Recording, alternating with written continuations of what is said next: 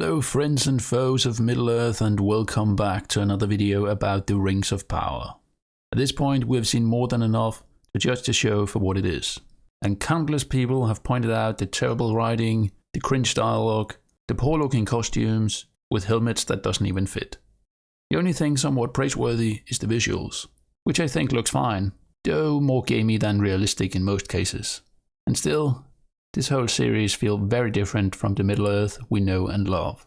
And I've looked at the concept art for this show, and I must say, it actually looks great for what it is. So I have no clue how things got so much off track during the production. So let's have a look at some of the concept art, and then compare it to the end product we see in the Rings of Power. Let's start with this one of Elrond visiting Durin in Khazad Dûm. If we compare this to what we see in episode 2, it becomes clear there are a ton of differences. Like Durin IV, looking way more like a typical dwarf. He looks way older with a white beard, but maybe there was only one Durin in the early planning of the show. I don't know. I think the fake hair and beard is something that could have looked far better in the show. The dwarves really take good care of their beards, so it would have been interesting if he had some rings in the beard, or if it in some other way looked like he actually took care of it. Then there's Disa in the background. Both her clothing and hair looks way more downplayed than in the show. The concept doesn't include a beard for her though, but I found it surprising they seem to have changed her skin color. Perhaps the casting was done after the concept art, still a bit surprising. And look, even the children aren't running around with giant heads. One of them actually shows genuine interest in Elrond and his clothing, something that would be very special for them to see, as they most likely have never met an elf before. Then we have Elrond, of course, who actually looks like a young Hugo Weaving, as we would expect. After all, he's one of the few characters that both played a part in the Hobbit trilogy and the Lord of the Rings. His clothing also looks closer to what we would expect from an elf, and likewise, his hair color and length also fits closer to what we would expect and what Tolkien actually wrote.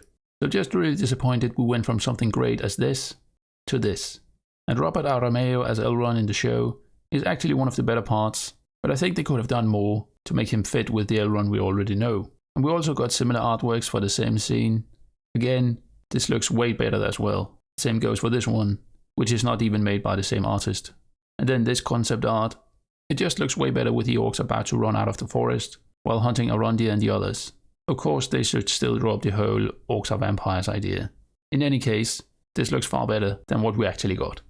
And then we have these two concepts for Lindon. As we can see, the elves are actually wearing something that looks far more like elven armor we know. This we see in the show gotta be some of the worst armor I've ever seen. And if we look at the concept art again, we can even see Galadriel is not wearing armor, so far closer to the appearance we would expect. I also think it would have been better to give them the blue capes as well, but that's probably just a personal preference, so there are more colors in the shot. And if we look at the background, it also looks more detailed than in the show. It actually seems like this is an official building of the elves, with highly detailed pillars and some gorgeous banners. And then compared to the show, where it just looks like they're standing in a forest. I'm still convinced that these trees in the show are meant to be melon trees, which actually couldn't grow in Lindon. The Darien gave some melon nuts to gil-galad as a token of their friendship, but the trees did not grow. Later these melon nuts were passed on to Galadriel, who planted them in Lothlorien, where they grew to extraordinary heights. And I feel the show is just turning Lindon into Lothlorien with waterfalls. I had hoped to see something closer to the Grey Havens from the end of the Return of the King. And now that we speak of the Grey Havens, I find it really weird they decided to name the capital of Lindon, Lindon. They do have the rights for the Grey Havens, so there's no excuse for this change. And notice the elves on the concept art actually got long hair. So it just feels like the show had something better in mind, but then they decided to cut corners to save money, or maybe for some other reason I can't figure out. I think it's really sad, because the artwork here is really good. I think this shot of Numenor is also a lot better than what we got. It really shows the grandeur of the city, and the statue of Eärendil is actually in the center of the screen. And speaking of the statue, I find it a little odd. They don't really talk about it in the show. Maybe it was cut out later, but imagine the scene from the Fellowship of the Ring with the Argonath. If there hadn't been any dialogue, it would just feel a bit random, and we wouldn't really get any idea who built the statues or who it's meant to be. So I think that's another missed opportunity. I think the Hall of Kings in Numenor also looks fine. It's quite clear they were inspired by the Hagia Sophia in Istanbul, with a mix of Minas Tirith. Perhaps a little too much, but it still looks good. The same thing could be said for this. It's a really cool statue of Uinen, a Maya of Ulmo, known as Lady of the Seas. She was revered by the Númenóreans, and especially the mariners loved her.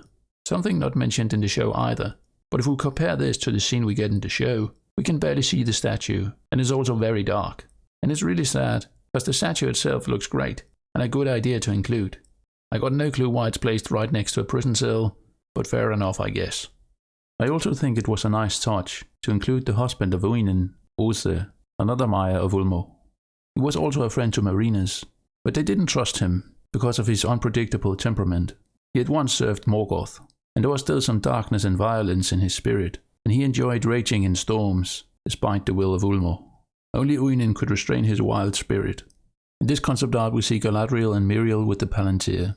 Of course the lore doesn't mention a Palantir in ar-pharazon, but the text does actually open up for the possibility, something I plan to cover in a video eventually.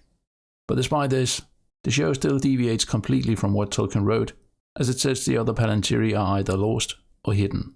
The artwork itself is still stunning though. There's also this beautiful artwork of Tar-Palantir lying sick in bed.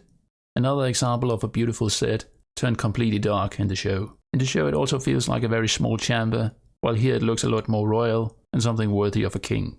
Tar-miriel also looks way better and more feminine than what we see in the show. And she really should.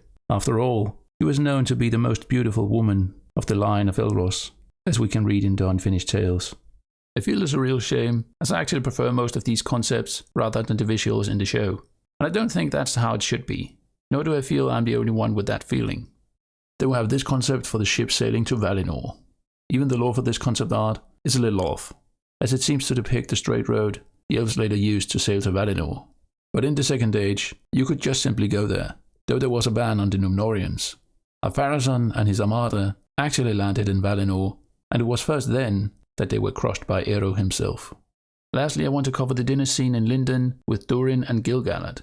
Again, if we compare this to the show, the concept art looks a lot better, like it's inside a building and not in the middle of a forest.